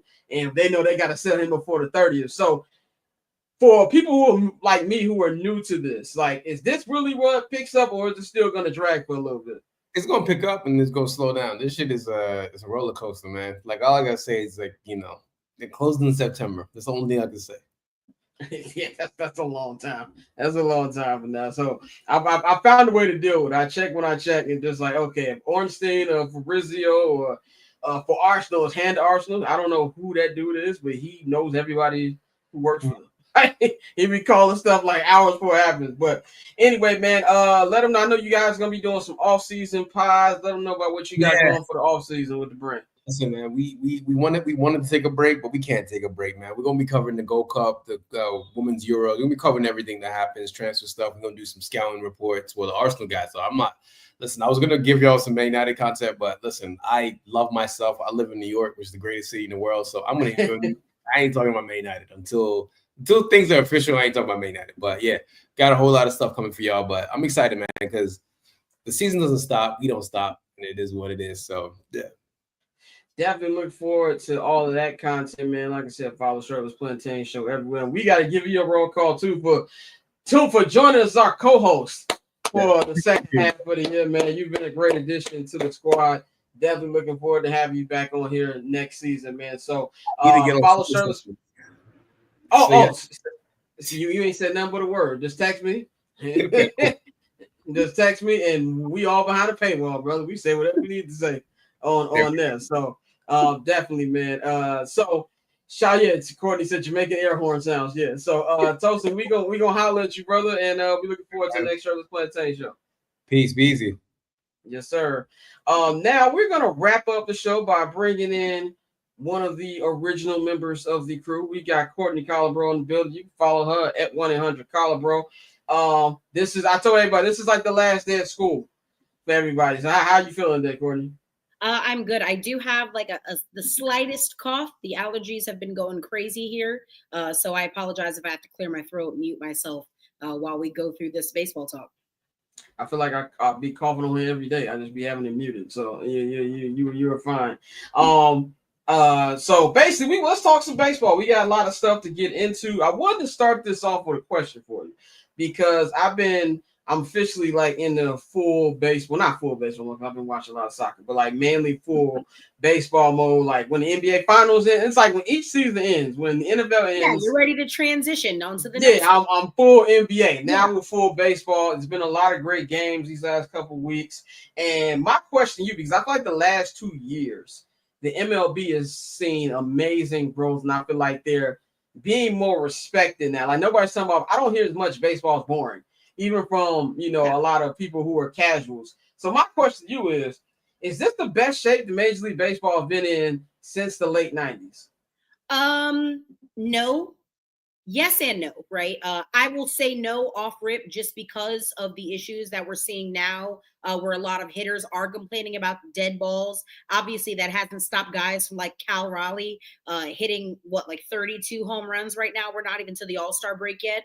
It hasn't stopped guys who very much hit for power like Aaron Judge. But no, we are seeing an issue with dead balls. But other than that, Major League Baseball is absolutely on an uptick right now. Attendance is up right now about 2% compared to last year, 2024. And mind you, that's even given the fact that the Rays and A's are both playing in minor league ballparks. So the fact that we're seeing an increase in attendance across all venues while having two teams playing in minor league venues is incredible in and of itself. And, I've made some comments in the past about a certain commissioner, and I largely maintain some of those same opinions, but I will say some of the rule changes that have been implemented, like the larger bases, the pitch clock, the mound visit limitations, have really helped garner more people's attention, just because we've seen it with social media. People have very short attention span. It's quicker games. They got like NBA game time now. Yeah. Exactly. And also it's a testament to the fact of the work that the social teams for all of these networks and Major League Baseball themselves are doing. A lot of people, what I think it was Bill Simmons that said that his kid doesn't even watch NBA, but he can literally tell you everything about every NBA player because he watches condensed games. Highlights, yeah. He watches condensed games on TikTok. MLB TV has the same thing. I will say Major League Baseball has been, obviously I'm only 30, so I can't speak to too much of, what happened in the 90s, but I do remember, mid 2000s and that made me feel very old, but so sorry. No, it's been great. And it also helps that teams are a little bit more competitive this year. We have 8 of 15 teams in the American League that have over 500 winning percentage right now. I think 10 of 15 in the National League. So there's a lot of really good teams, which makes me a little bit wary about the trade deadline and, who's going to get better at the deadline, because there won't be a whole lot of sellers if people remain this competitive. Yeah, I think the Devers trade is probably going to be the biggest trade that we're going to see. And like you were talking about, like what I remember about the late 90s and the early 2000s, the 90s baseball is what made me fall in love with the game of baseball. Like even before I actually started watching, like every week, as much as we could watch. This is pre MLB TV where you just watch any game you want to watch. I can only watch Cubs and White Sox games, but I was rewatching the long gone summer 30-30. I'm like in the 30-30 binge watch right now, and I was like, damn, I remember summer 98. I was like, damn, I'm old. Like I remember the Big Mac. I remember the Big Mac Sammy chase. Like people be thinking I'll be lying when fresh off the Bulls 6 championship. Sammy was just as big Michael Jordan that year. Like he was just big. You're muted. You were just as big as Lucky Nikhil's not here. I'd have pressed his fine button, but I don't know what I said right now. But summer vacation. We don't summer vacation. Right, exactly. We on grade papers today. But yeah, he was just as big. And I remember just how big the game was, and it was America's pastime. And I gotta give MLB credit, because just a couple years ago, your page would get flagged if you tweeting out MLB highlights. So their team has done much better on that. Like you said, Scott, I'm really glad that Major League Baseball is kind of starting to realize that, like, we're helping you by talking about your product. We are bringing more eyes and more attention onto your product to help you make more money, right? Like there's more than enough to go around. This is a $15 billion industry, okay? It's not going anywhere. Some mom and pop creator like you and me, we're good. We're helping you. And then also too, there's room for everybody. What's also great is, we all got schedules, so I'm not able to watch every night a game every night. They upload the highlights on YouTube like this. And the condensed games. And the condensed. They do like a 10-minute. Yeah, they do like a 10-minute recap of all the nights thing, which even the NBA and NFL don't do. So I gotta give them credit for that. We're going to talk about Giants Red Sox here in a second. I didn't get a chance to watch the game on Saturday where Rafael Devers hit his first home run in a Giants uniform.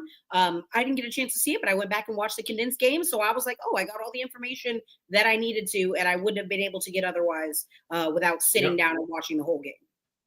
And let's talk about that series, man. The Giants took 2 out of 3 from the Boston Red Sox. Rafael Devers had his first home run as a San Francisco Giant, and it's just appropriate that it was against a team that drafted him and traded him. That is the Boston Red Sox. I really feel that the Giants. I like this Giants team. Granted, we know the Dodgers are the Dodgers. I hate it. I hate you I like this team. They're a very likable team. They're a very likable team. That's one of the stadiums that I need to visit. I need to go to Oracle Park. It's by far, like, I'm a very much, I love the old school ballparks, loved Fenway, loved Wrigley, but like Oracle Park is probably in my top 3. It's probably the third of my, it's unbelievable. Make sure you bring like 2 sweaters because it gets freezing. Yeah, no matter what it gets cold in the Bay. Now, granted, I've been blessed enough to be I've been to half of the NFL stadiums. I've only been to a couple NBA and Major League Baseball. Petco Park is my favorite baseball place. Petco Park is in my top 5. It's so fun. Petco Park is a day party with a baseball field. It's in the middle of the gas lamp area. I don't remember nothing from the game when I went. This was like 2021, 2022. All I know is Fernando Tatis hit a home run and we was drunk. Correct. We walk to the bars and stuff over there. Yep. It's a testament again to how much that organization like values its fans and their late owner, how much because they spent a lot of money getting that ballpark together. Love Petco Park. This Giants Red Sox series was for me as compelling as we wanted it to be. It does seem though largely like everybody is kind of maybe trying to move past it's been, I think at this point it's been like 8 days since that trade happened. It does seem largely like everybody's just trying to move on. You saw a couple of guys from the Red Sox, Cedane Rafaela, go talk to Rafi before the game. Connor Wong, Connor Wong is, nothing necessarily to write home about right now. He's not very good. But he went to go talk to Rafi. Same with Roman Anthony, who also actually spoke to the media and said, Rafael Devers was nothing but kind and good to me.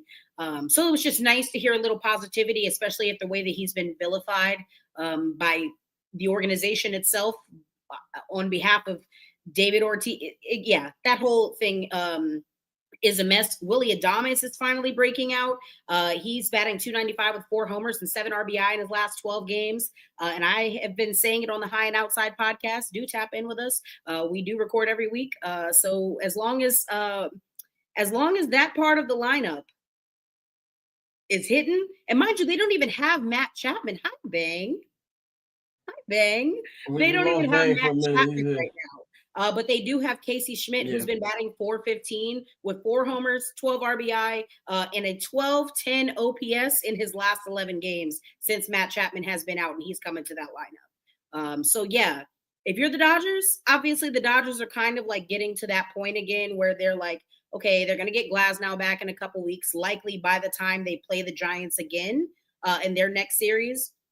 But if you're the Dodgers, you better watch out because that team is very much primed to make a run. I think maybe if anything, they got to do something about their second base position because Tyler Fitzgerald is not it. But the Giants are a problem. And the Red Sox stink, mind you. Just to be abundantly clear, the Red Sox do stink. Let's just get it very clear. The Red Sox are ass. Yeah, they have 68 errors, Scott. 68 errors in June? Through 79 games, Scott. Now, that's insanity.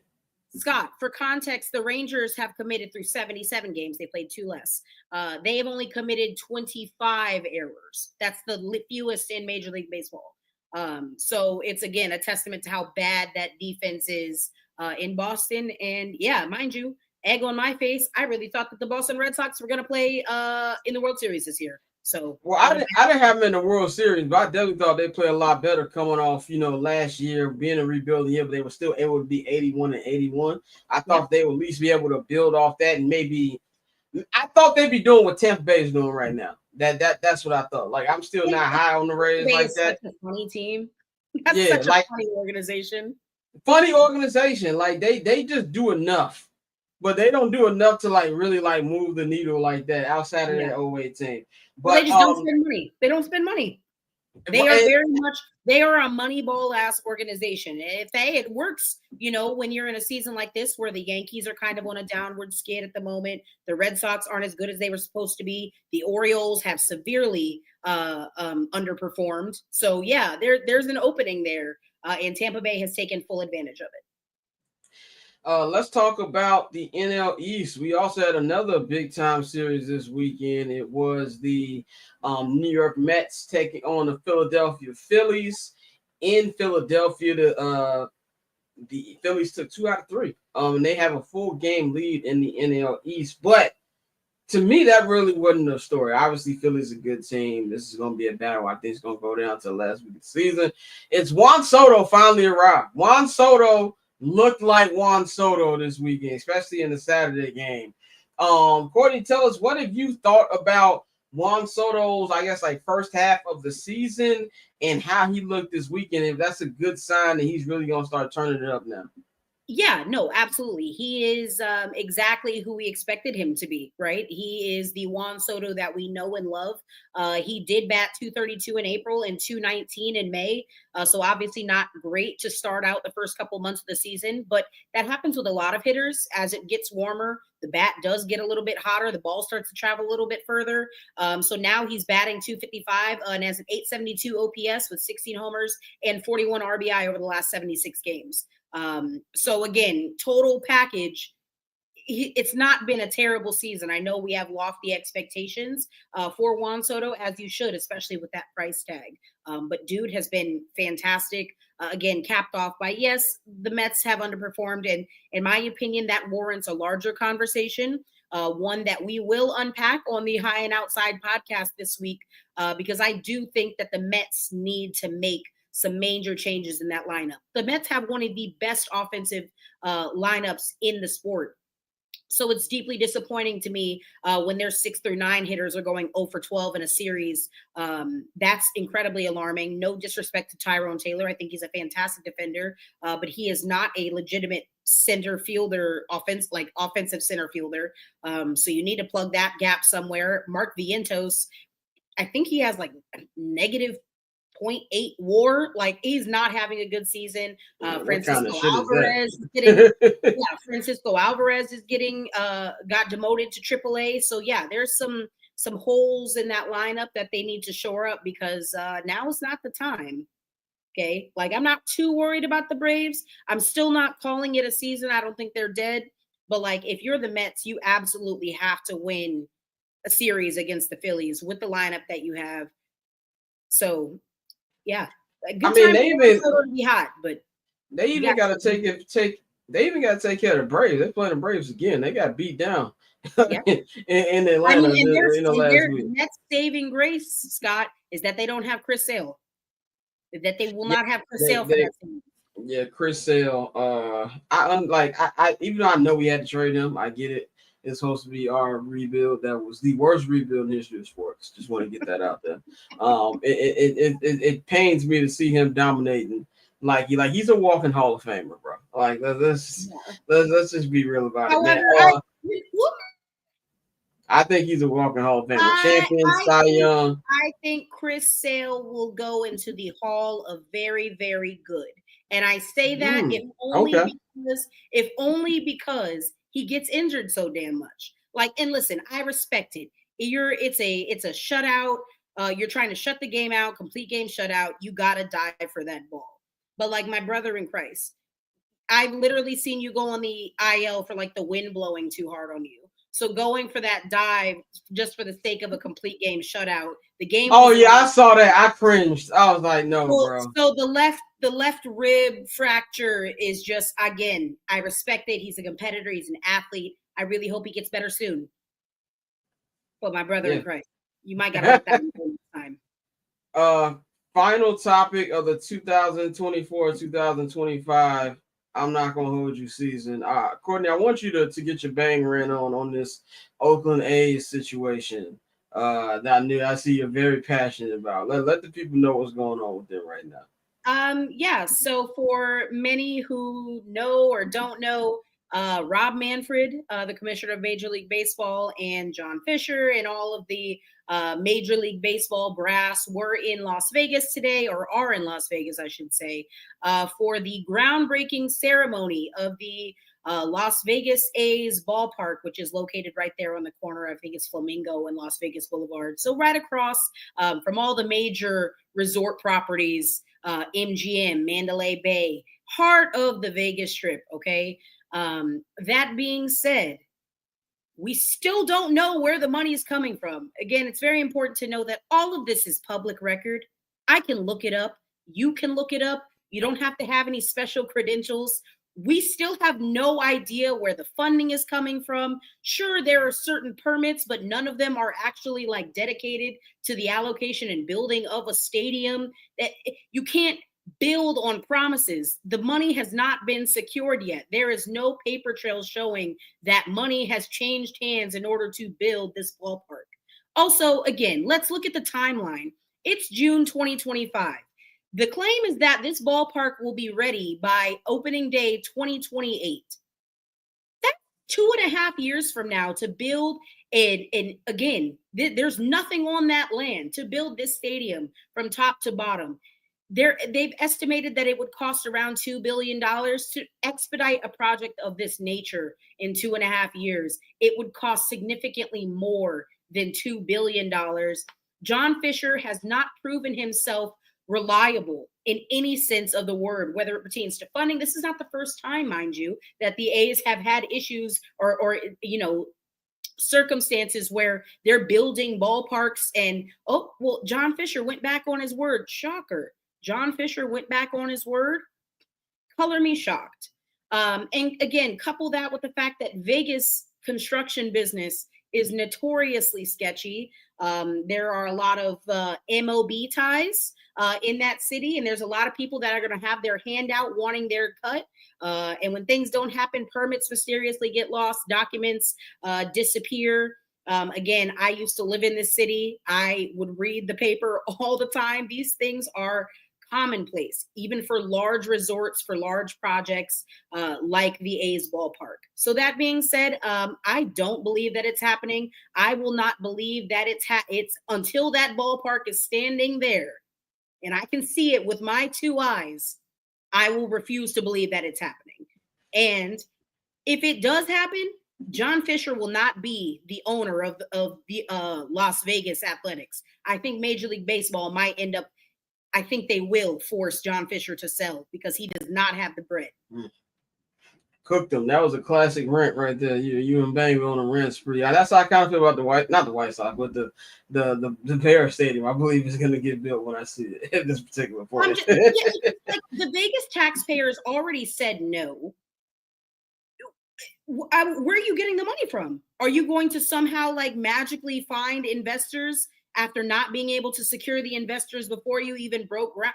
It just doesn't make sense to me. And if it doesn't make sense on paper, then I just... How's it going? Yeah. A lot goes into that stadium stuff, so we'll see how that goes, man. I'm also actively rooting on the downfall because a 33,000 person baseball stadium in the heart of Las Vegas, I don't know. I just felt like they deserved a better organization than that. And imagine going to a baseball game in Vegas heat in the summer. Not fun, unless it's a dome. Also, that's another thing. That's an interesting part of the renderings. Again, you only know this if you really look into things like that. They've never built a dome. It's not retractable. Like it is covered, right? But like they've never built a property of that size, like a baseball dome with a property of that size in such close confines. Where are the parking structures going to go? Oh, I know where they're going to go. People are going to park at the casinos around, which is why they put it in such a shitty location to begin with, because they're all in bed with each other, because that entire city is corrupt. The owner of that baseball team is corrupt, and I'm really praying actively on his downfall. Well, we're gonna see how that plans out. Bang, any final words? This is the last day of school. Like it's like the last class. 8th period is ending. Hags on your yearbooks, guys. Yeah. KIT. You know what I'm saying? No, man. Great season. Can't wait to come back for football season. Hopefully the Bears will have a better season so Courtney won't be seeing us all stressed out and that. Oh, y'all are going to be stressed out. Yeah, that's gonna always happen. So excited again. I have decided that I am going to give my time and attention and emotional energy to the Chicago Bears this season. This is Courtney's version of Hard Knocks. Okay. Be careful what you wish for. I already ordered the Mike Ditka sweater. Okay. Oh, God. And they better not disappoint me. Well, the one thing the Bears are gonna do is disappoint. No. Look, when the we're going to the fucking Super Bowl. When the New Orleans Saints have the quarterback room that they have, Courtney. I understand. I understand 100%. But I want to thank y'all too. I thank Dante on Friday. Everybody for believing in the vision, because I've been doing this stupid ass show for 4 years, but I don't really feel like I've been doing the show until y'all joined the crew in late 2023. Y'all have taken it to another level. I couldn't do this without y'all, so I appreciate y'all. And yes, Mikey, I'm including you too, brother. So everybody who has been on the show, I want to thank our producer, Nikhil.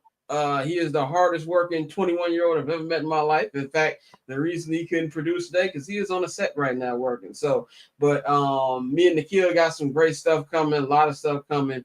We're the production. Look, we're still gonna be, doing the show like how we do it, but the production value in his next season is about to be top notch, and I can promise you that. We're gonna have new graphics, gonna be new segment titles.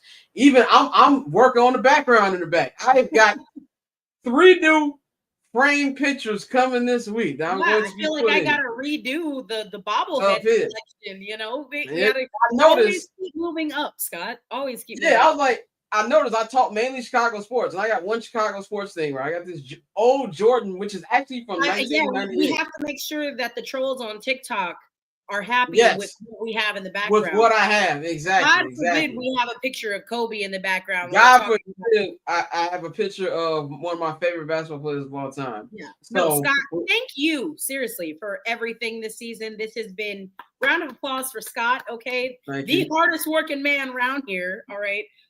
Besides Bang might take exception to that. Yes, no, Bang, and Bang got kids, and Bang got he works way harder than me. I had to leave for a work call, so I got called. But no, Scott, this has been so great. I've loved being a part of the show and a part of this group. And if you even think about bringing on a white or a brown woman, heads are gonna roll. I will not. I will not bring another woman on this show unless good friend of the program, Taylor Brooks, wants to join the crew. That's fair. Then we gotta make some decisions. I agree. You got it. What Joe Budden say when they looking at myself next to Taylor Brooks? Okay, you got it. What did Joe Budden say when they were talking about how would they do free agency with the JVP? There's gonna be some hurt feelings. But yeah, man, I also want to give a shout out to everybody who watches the show, because we can't do this show with y'all. We had over 1,000 people in the chat today, so I appreciate y'all. Want to give a shout out to my boy TPJ, aka I know him as Thomas because we went to high school together. He runs this channel, H&B Media. He's the one who told me to do a show, by the way. I never thought to do a show. He was like, "No, you got to do one. You know how to talk. You need to be in front of a camera." So without Thomas giving me the push, I wouldn't be able to do it. Also, shout out to Pavy. I gave him a shout out before he left. He's been our NBA correspondent all year. Shout out to Tosin. He has been holding it down. Shout out to Mariano, who's been just as much as the crew as well.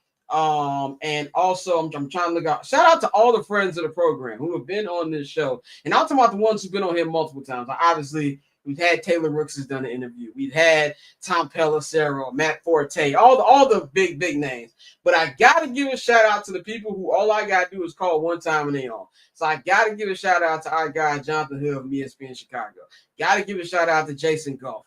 Got to give a shout out to my boy Cass and everything he's been doing with 7 p.m. in Brooklyn has been great. I'm trying to think if I haven't. Clinton Yates. My boy Waz has been holding down. He always comes on. My man Trey. Trey had me on his pod this couple days ago. So big shout out to all y'all. So we are taking a summer break. This show will be back Friday, August 29th, as we'll be getting ready for our busy season, which is the NFL. So look forward for all of that. Now, that doesn't mean that I'm not going to be dropping content during the summer, because I will be dropping a lot of content during the summer. Subscribe to my new YouTube page. If you are listening to the audio version or you're watching this on your YouTube app, the link is in the description box. If you are watching this on your YouTube TV, your Apple TV, your Fire TV, take your phone up to the QR code, scan it, and it will take you right there. I'm going to be doing Scott Reacts, and I'm going to be doing multiple videos a week. I got a dope video that's going to be dropping this week on the reality of the last couple of years of the Lovie Smith era. So look forward to that. That's coming this week as well. I can't wait for that. I've been doing because I saw the Brian Urlacher on Johnny Football's podcast, and it pissed me off because and on top of that, and when fans be saying, "Oh, we use 10-6," love Lovie to death. In fact, without Lovie, we wouldn't even have Caleb. So I love Lovie, but we gotta have uncomfortable conversations about family, and that's what we're gonna do this week. So I'm gonna be doing a lot of that. And of course, training camp starts next month. So I'm gonna enjoy this 4 weeks of me being able to do the content when I want to do it. But trust and believe, our training camp coverage on this show and Saturday Night in Dallas is going to another level next month. So look forward to that. So yeah, man, that's all I gotta say. Follow me at Barber Chair Scott, all social media platforms. Barber Chair, you know the whole deal. Subscribe to the Patreon. We're gonna be doing summer sessions. Well, my plan is to do summer sessions every week. We're definitely doing one tomorrow. So Wait, subscribe. Scott, how do I get an invite to summer sessions? Just text me and you can come on summer sessions. That's all you gotta do. Text me. Summer sessions. That is a paywall show. That is a paywall show, and we say what. Now, last week's episode I did put on the main feed just to get people to come, but that was kind of a tame episode, so wasn't nothing on there. But we gonna be talking some stuff tomorrow, so tune into that, man. So that is all I got for y'all. Follow Courtney at 1-800-CALLABRO on all social media platforms. High and Outside will be delivering top-notch baseball analysis all summer long. Shout out to Dante, shout out to Malik, shout out to Sid, shout out to the whole crew over there. Follow JR Bang at JR Bang on all social media platforms. First Black Champ, new episodes out right now, previewing Night of Champions. So check that out. Some dude also doing their thing as well. So we up out of here. Enjoy y'all week. Enjoy y'all summer. I'm not going to be back August 29th. We out of here, people.